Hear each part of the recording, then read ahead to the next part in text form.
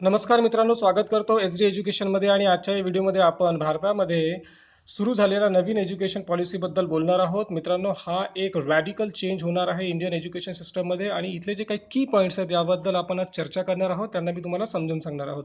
बघा, काही संस्था ज्या आहेत ज्यांची नावं चेंज झालेली आहेत, ज्याच्यामध्ये एचआरडी मिनिस्ट्री आहे. एचआरडी मिनिस्ट्रीचं नाव आता बदलून झालेलं आहे मिनिस्ट्री ऑफ एज्युकेशन. यूजीसी आणि AICTEचं नाव सुद्धा आता बदललेलं आहे. ते होणार आहे, ते राहणार आहे नॅशनल हायर एज्युकेशन. भारत सरकारने काय केलं आहे की ज्या वेगळ्या वेगळ्या बॉडीज होत्या, ज्या एज्युकेशन सिस्टमला कंट्रोल करत होत्या भारतामध्ये, त्यांना आता एका छत्रीखाली आणलेलं आहे.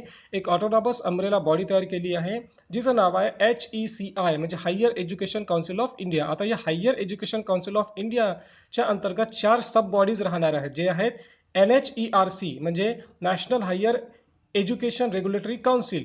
या संस्थेचं काम काय असणार आहे? ही संस्था फक्त रेग्युलेशनचं काम पाहणार आहे. रेग्युलेशनचं काम म्हणजे हे की भारतामध्ये जेवढ्या पण संस्था आहेत, कॉलेजेस आहेत, युनिव्हर्सिटीज आहेत, हे भारत सरकारचे नियमांचा बरोबर पालन करत आहेत की नाही करत आहेत हे बघण्याचं काम आता NHERCचं असणार आहे.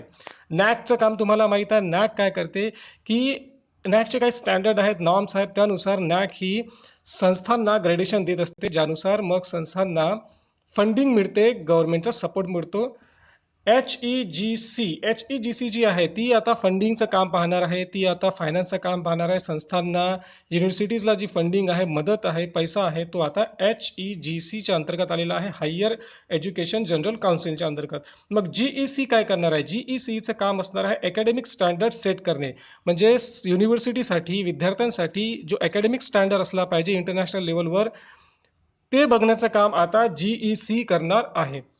मित्रांनो, या व्यतिरिक्त अजून बरेच बदलाव झालेले आहेत, बरेचसे रेव्होल्युशनरी चेंजेस आलेले आहेत आता इंडियन एज्युकेशन सिस्टममध्ये, ते आपण बघणार आहोत. तर सर्वात मोठा जो आहे बघा, पहिले काय होतं की 10+2 असा एक रेशिओ होता, म्हणजे 10वी 11वी 12वी असा 18 वर्षापर्यंत आपण 11वी 12वी शिकत होतो. आता गव्हर्नमेंटनं काय केलेलं आहे? आता गव्हर्नमेंटनी 5 वर्ष प्लस 3 वर्ष प्लस 3 वर्ष प्लस 4 वर्ष असा एक एज्युकेशन ड्युरेशन ठरवलेलं आहे भारतीय विद्यार्थ्यांसाठी. आता याच्यामधले जे 5 वर्ष असणार आहेत त्यांना फाउंडेशनल स्टेज असं म्हटलेलं आहे, आणि नंतर मग प्लस 3 वर्ष जे आहेत त्यांना त्यांनी म्हटलेलं आहे की प्रिपरेटरी किंवा लॅटर प्रायमरी स्टेज. मग त्यानंतर प्लस 3 जे वर्ष आहेत त्यांना म्हटलेलं आहे मिडल किंवा अप्पर प्रायमरी स्टेज, आणि मग जे 4 वर्ष प्लस आहेत त्यांना म्हटलेलं आहे त्यांनी सेकंडरी स्टेज किंवा हायर स्टेज. आता याच्यात होणार काय बघा, फाउंडेशनल स्टेजमध्ये जे 3 वर्ष असणार आहे सुरुवातीचे, ते जे असणार आहेत ते प्री प्रायमरी असणार आहेत, म्हणजे त्यावर 3 वर्षात मुलांना फक्त सोशल ॲक्टिव्हिटीज शिकवणार आहेत, इंटरॅक्शन कसं केलं पाहिजे, बोललं कसं पाहिजे, समाजात कसं वावरलं पाहिजे, एक फ्रेंडलीनेस कसा क्रिएट केला पाहिजे, हे मला वाटतं हेच शिकवतील जे बालवाडी वगैरेमध्ये शिकवतात. मग प्लस तिथं पहिला वर्ग आणि दुसरा वर्ग सुद्धा या 5 वर्षाच्या फाउंडेशनल स्टेजमध्ये येणार आहे. नंतर मग जे प्लस 3 वर्ष आहेत त्या प्लस 3 वर्षामध्ये दुसरा, तिसरा, चौथा आणि 5वा वर्ग येणार आहे.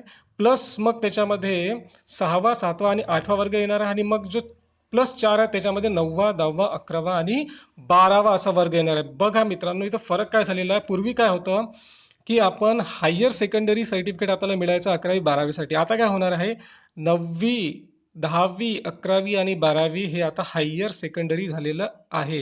हे सेकंडरी हाय स्टेज झालेली आहे.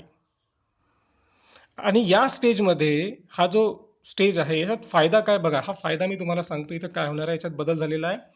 4 years for higher secondary. 4 years हा फॉर हायर सेकंडरी म्हणजे कोणते?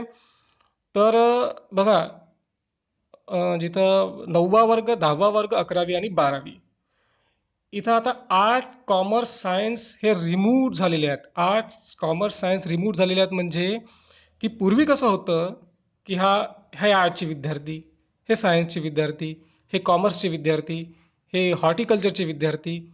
आता असं राहिलेलं नाही आहे. गव्हर्नमेंटनी आता हे स्ट्रीम्स जे आहेत हे चेंज केले आहेत, बंद केले आहेत. आता आर्टचा विद्यार्थी फिजिक्स शिकू शकतो, किंवा एखादा विद्यार्थी मॅथ्स सोडून सोशियोलॉजी घेऊ शकतो, किंवा एखादा कॉमर्सच्या विद्यार्थीला वाटलं तर तो इतिहास शिकू शकतो, किंवा समजा आर्टचे विद्यार्थी बायोलॉजी शिकू शकतात, केमिस्ट्री शिकू शकतात. हा चेंज आता इथं आलेला आहे मित्रांनो, आणि हा खूप मोठा रॅडिकल चेंज आहे. आणि याच्याबद्दल मला असं वाटायचं की असं झालं पाहिजे, पण खरंच हे इतकं अशक्य होतं, परंतु या सरकारने ते शक्य करून दाखवलं. आता हे मला असं वाटत नाही की एकदम आर्टचा विद्यार्थी एखादा फिजिक्सचा विषय घेईल किंवा केमिस्ट्री घेईल. मला वाटतं गव्हर्नमेंट काही असे कॉम्बो पॅकेज देणार आहे की अ, हे विषय तुम्ही घेऊ शकता, ते विषय तुम्ही घेऊ शकता. म्हणजे कोणताही विषय घेण्यापेक्षा काहीतरी कॉम्बो पॅकेज गव्हर्नमेंट देणार आहे. पण हे एक चांगली गोष्ट आहे, चांगली सुरुवात आहे. Students to choose what they want to choose. Coding to begin from class 6, म्हणजे कम्प्युटरची जी कोडिंग वगैरे आहे सगळं एज्युकेशन आता 6व्या वर्गापासूनच सुरू होणार आहे. म्युझिक येणार आहे, आर्ट येणार आहे. आता बघा म्युझिक फक्त काही काही शाळेमध्येच फॅसिलिटी होती म्युझिक शिकण्याची, आता ती कंपल्सरी होणार आहे. म्युझिक आहे, बाकीचे जे आर्ट्स आहेत, आता आर्टमध्ये बरेच कॅटेगरी आहेत ते सुद्धा इथे येतील.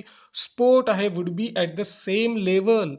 आतापर्यंत काय होतं बघा, म्युझिकला, आर्टला, स्पोर्टला आपल्याकडे एक्स्ट्रा क्युरिक्युलर ॲक्टिव्हिटीज असं समजलं जायचं, परंतु आता तसं होणार नाही आहे. हे बंद झालेलं आहे. आता फिजिकल म्हणजे स्पोर्टला, फिजिकल ॲक्टिव्हिटीला, आर्टला इक्वल अकॅडमिकचा दर्जा मिळालेला आहे. हे लक्षात घ्या. Students will be given increased flexibility and choice of subjects to study, particularly in secondary school, including subjects in physical education and arts and crafts and vocational skills. 6व्या वर्गापासून आता vocational education सुद्धा सुरू होणार आहे. आणि हे बघा की ह्याच्यामध्ये असं सांगितलेलं आहे की जे हायर सेकंडरीचे मुलं आहेत त्यांच्याकडे एकदम फ्रीडम असेल की ते कोणताही विषय चूज करून त्याचा अभ्यास करू शकतील, त्याचा नॉलेज घेऊ शकतील. हा एक क्रांतिकारी बदल आहे. त्याच्यामध्ये फिजिकल एज्युकेशन असेल, आर्ट असेल, क्राफ्ट असेल. पूर्वी असं नव्हतं, आता हे झालेलं आहे या नवीन एज्युकेशन सिस्टममध्ये. बघा, no hard separation of arts and science. New education policy aims to give student increase flexibility and choice of subjects to study across the arts, humanities, science, sports and vocational subject. जसं मी अगोदर म्हणालो, complete flexibility आहे, complete freedom मिळणार आहे. Art म्हणजे तुम्ही history, geography पण घेऊ शकता आणि सोबत तुम्ही फिजिक्स आणि केमिस्ट्री पण शिकू शकता. तुम्ही मॅथ पण घेऊ शकता. किंवा सायन्सच्या विद्यार्थ्याला जर वाटलं की मला मॅथ घ्यायचं नाही किंवा मला बायोलॉजी घ्यायची नाही, तर तो सोबत हिस्ट्री किंवा पॉलिटिकल सायन्स घेऊ शकतो, सायकोलॉजी घेऊ शकतो. ठीक आहे. तर आता किंवा मग ते एखादा स्पोर्ट्सचा विषय घेऊ शकतात किंवा एखादा ह्युमॅनिटीचा विषय घेऊ शकतात, ज्याच्यामध्ये लँग्वेजेस पण येतात, किंवा एखादा वोकेशनल सब्जेक्ट पण घेऊ शकतात.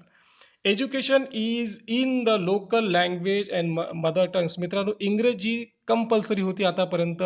पहिल्या वर्गापासून हा नियम आता चेंज झालेला आहे. 5व्या वर्गापर्यंत इंग्लिश शिकवणं आता आवश्यक नाही. 5व्या वर्गापर्यंत आता कंपल्सरी काय आहे की स्थानिक भाषेमध्ये, लोकल भाषेमध्ये, जसं आपण मराठी बोलतो तर मराठीमध्येच 5व्या वर्गापर्यंत तुमचं शिक्षण झाला पाहिजे. जर सरकारला वाटत असेल, स्थानिक सरकारला, तर 6वी आणि हायर म्हणजे मिडल आणि मग हायर लेवलपर्यंत सुद्धा स्थानिक भाषेमध्येच गव्हर्नमेंट एज्युकेशन देऊ शकते. इंग्लिशची आता कंपल्सरी राहिलेली नाही. आता मला भीती वाटते की जे कॉन्व्हेंट कल्चर आहे त्यांचा काय होणार आहे.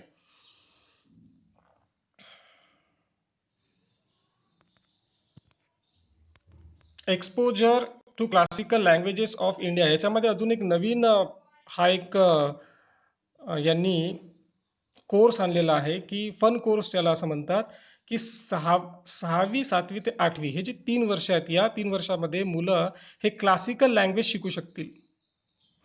गव्हर्नमेंटचं असं म्हणणं आहे की हे जे वय आहे, म्हणजे 8 वर्षापर्यंत, 8-9 वर्षापर्यंत, या वयामध्ये मुलांची भाषा शिकण्याची क्षमता फार जास्त असते.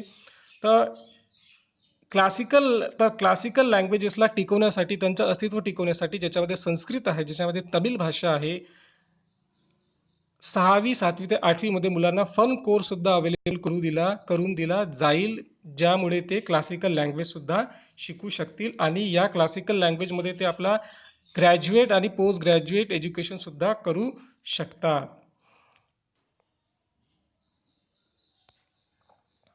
All students at all levels of school will have regular periods and opportunities to participate in physical activity and exercise, including sports, games, yoga, martial art, dance, gardening, and more, in accordance with the local availability of teachers and facilities. आता मित्रांनो बघा, physical education हा आता regular झालेला आहे, compulsory झालेला आहे आणि हा रोज होणार आहे. जसे आतापर्यंत इंग्लिशचे लेक्चर्स रोज व्हायचे, तसं आता फिजिकल एज्युकेशन रोज होणार आहे आणि यांच्यामध्ये मुलांना पार्टिसिपेट करावंच लागेल.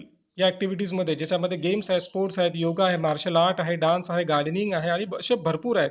त्यासाठी जे लोकल टीचर्स आहेत ते अवेलेबल आहेत की नाहीत हे बघावं लागेल. हा एक खूप मोठा इश्यू आहे मित्रांनो याच्यामध्ये. आता हे गव्हर्नमेंटने खूप साऱ्या गोष्टी चालू केल्यात, पण हे टीचर्स त्यांना वेळेवर मिळतील का? आणि हे कशाप्रकारे मग टाईम टेबल फिक्स करतील, प्रत्येक शाळेमध्ये टीचर्स लोकांना अपॉइंट करतील, हा एक प्रश्न आहे ज्याच्याबद्दल आता थोडासा विचार करावा लागेल. जे हायर एज्युकेशन घेणारे मुलं आहेत त्यांच्यासाठी गोष्ट आहे, एम-फिल कोर्स जो आहे बघा, हा आता डिस्कंटिन्यू करण्यात आलेला आहे. आता एम-फिलची गरज नाही पी-एच-डी करण्यासाठी, कारण की एम-एमध्ये तुम्ही जर रिसर्च वर्क केला असाल तर तुम्ही डायरेक्ट पी-एच-डी करू शकता. M-fill courses will be discontinued under the new policy and all the courses at undergraduate and postgraduate and PhD level will now be interdisciplinary. Interdisciplinary म्हणजे की पूर्वी काय व्हायचं बघा, की एम-ए आपण एका पर्टिक्युलर विषयामध्ये करायचो. समजा आपण हिस्ट्रीमध्ये एम-ए करत आहोत. आता एम-ए करत असताना रिसर्च वर्क सुद्धा करावं लागेल, डेझर्टेशन तयार करावं लागेल आणि हा डेझर्टेशन फक्त एम-फिलवर आधारित राहणार नाही, हा इंटरडिसिप्लिनरी राहील.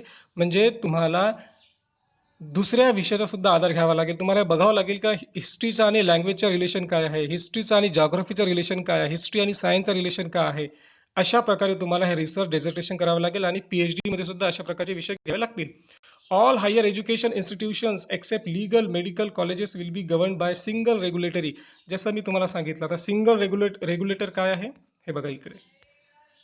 सिंगल रेग्युलेटर आहे HECI, higher education council of India, ही सिंगल रेग्युलेटरी आहे. ही बॉडी आता UGCला आणि AICTEला कंट्रोल करणार आहे. परंतु याच्यामध्ये जे मेडिकल कॉलेज आहेत किंवा लॉ कॉलेज आहेत ते मात्र येणार नाही.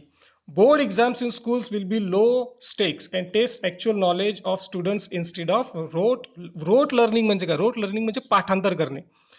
तर बोर्ड जे एक्झाम आहेत आता हे सुद्धा सेमिस्टर पॅटर्नमध्ये होणार आहेत असं म्हटलेलं आहे. आणि बोर्ड एक्झाममध्ये आता मार्कांवर कमी भर राहणार आहे आणि क्वेश्चन पेपर सुद्धा पॅटर्न सुद्धा बदलणार आहे. ज्याच्यामध्ये आता पाठांतर करा, लिहा याच्यावर भर राहणार नाही. याच्यावर आता कॉम्प्रिहेन्शनवर भर राहणार आहे. मुलांना किती समजलेलं आहे किंवा त्यांचा ॲप्टिट्यूड काय हे आता चेक केलं जाईल असं मला वाटतं. त्यांची स्किल चेक केली जाईल. आता स्किलचे मार्कसुद्धा तुमच्या मार्कशीटवर राहणार आहेत हे लक्षात घ्या. Home language, mother tongue, regional language will be the medium up to 5 class. हे सांगितलेलं आहे. 5व्या वर्गापर्यंत आता जे मातृभाषा आहे त्याच्यामध्ये शिक्षण द्यावं लागेल.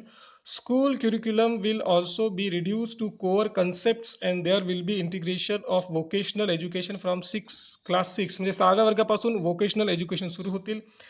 आणि जे सब्जेक्ट्स आहेत ते आता फक्त कोर कन्सेप्ट आहेत, जे बेसिक गोष्टी आहेत तेच सांगतील.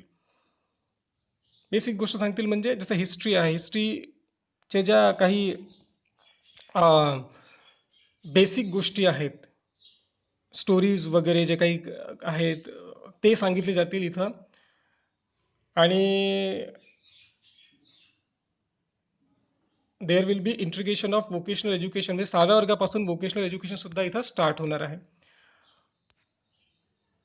मुलांना बघा की एक चांगली गोष्ट आहे, undergraduate degree will be either 3, आधी जे आता आपण BA वगैरे करतो हा आता 3 ते 4 वर्षाचा कालावधी राहणार आहे. परंतु याच्यामध्ये मल्टिपल एक्झिट आणि एंट्री राहणार आहे. मल्टिपल एक्झिट आणि एंट्री म्हणजे काय हे तुम्हाला मी सांगतो.